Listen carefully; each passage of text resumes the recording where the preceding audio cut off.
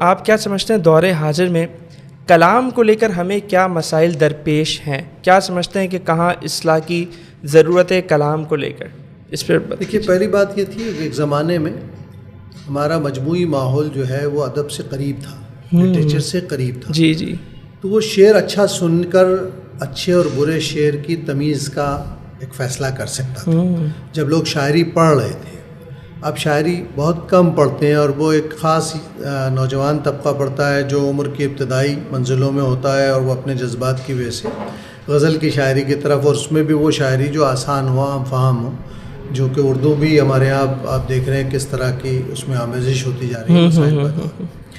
تو نعت پر زندگی کے ہر شعبے میں اثر پڑ رہا ہے. بالکل. شعر درست بھی نہیں پڑھ پاتے لوگ، بہت بڑے لوگ بھی علماء کو آپ دیکھیں گے ان کی گفتگو میں پہلے کتنے اشعار آتے تھے، اب وہ غائب ہوتے جا رہے ہیں آہستہ آہستہ. ظاہر ہے ان کے نصاب میں بھی کوئی ایسا سلسلہ نہیں ہے کہ وہ لٹریچر سے ان کو قریب کر سکے. بہت اہم بات.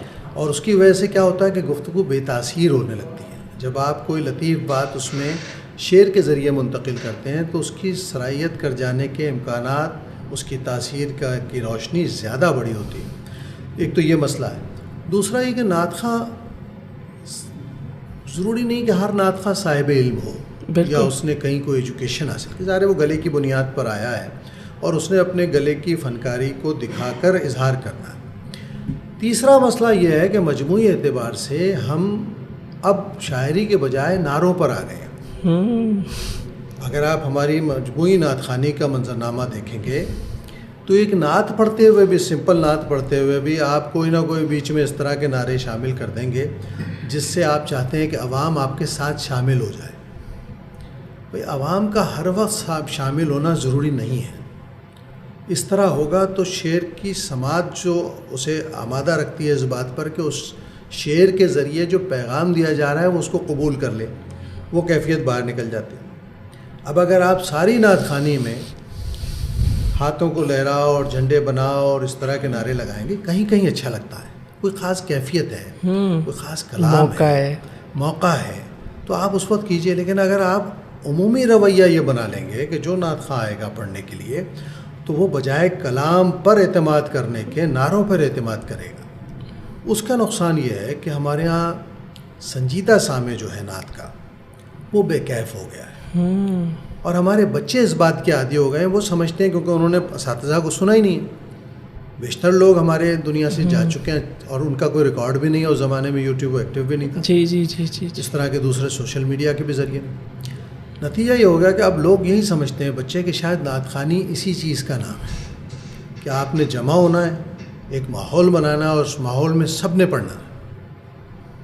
تو اس کے فوائد بھی ہیں اور نقصانات بھی. ایسی چیزیں جلوس میں تو کام آ جاتی ہیں، لیکن جلسوں میں میرا خیال ہے کہ اصل بات یہ ہونی چاہیے ہمارے پیش نظر کہ جو چیز میں اپنی گفتگو میں یا اپنے شعر میں بیان کر رہا ہوں وہ فکر سامنے والے تک منتقل ہو، وہ سنجیدگی سے سنے کہ میں کیا کہہ رہا ہوں.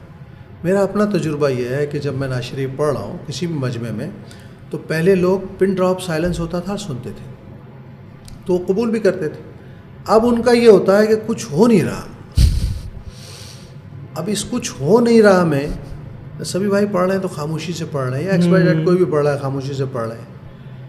وہ جو ہونے کا انتظار ہے نا وہ ہمارے مجموعی مزاج کا حصہ بن گیا ہے اور اس نے کچھ مسائل پیدا کر دیے. پھر ایسے شعراء کی ایک کھیپ آ گئی. ظاہر ہر ضرورت پیدا ہوتی ہے تو اس کے ساتھ اس کے ڈیولپر پیدا ہو جاتے ہیں. بالکل. پھر انہوں نے نعروں میں ہی ساری چیزیں لکھنی شروع کر دی ہیں. پھر اس میں آپ کے عقیدے جس طرح کے بھی ہیں آپ اس کا اظہار کر رہے ہیں، چاہے کوئی بھی ہے مسئلہ. تمام مسالک میں آپ یہی دیکھیں گے مسائل کہ اس کا اظہار تو بری چیز نہیں ہے، لیکن اس کا اظہار نعروں کی صورت میں جو ہے صرف نعرہ بنا کے دے دینا اور فکر پر عمل پر اکسانے کی کوشش نہ کرنا، یہ نقصان کا باعث ہے اور ہو سکتا ہے مزید مستقبل میں. تو ہمیں پڑھنے والوں کو خاص طور پہ، کیونکہ دیکھیے پڑھنے والا ایک بہت اہم ذمہ داری پر ہوتا ہے. آپ کے سامنے 2000-3000 آدمی کا مجمع ہے. اللہ نے آپ کو اس میں ممتاز کیا ہے تو کوئی وجہ ہے. آپ مائک پر آگے بیٹھے ہیں تو آپ کی کوئی ذمہ داری ہے. اللہ نے ایک منصب دے دیا آپ کو. اب اس منصب سے آپ دین کی کوئی خدمت لے پا رہے ہیں، دین کا کوئی کام کر پا رہے ہیں، یا صرف آپ لوگوں کو ایک سرشاری کی لہر میں لا کر سمجھتے ہیں کہ میں نے کام کر دیا. کیا صرف سرشاری کی لہر سے عمل کی طرف کوئی آدمی متوجہ ہو سکتا ہے، یا کوئی پلان کر سکتا ہے مستقبل کا کہ مجھے کیا کرنا چاہیے؟ بالکل. دین کی معاورت کس طرح کرنی چاہیے؟ بالکل. اپنے اپنے کردار میں، اپنے اپنے عمل میں ہمیں تلاش کرنا چاہیے کہ مجھے تو سب کچھ دیا دین نے، نعت خوانی نے، خطابت نے، اور دیگر جتنے بھی اظہار کے زاویے ہیں، میں نے کیا دیا دین کو، میں کس حد تک شامل ہو سکا اس کام میں.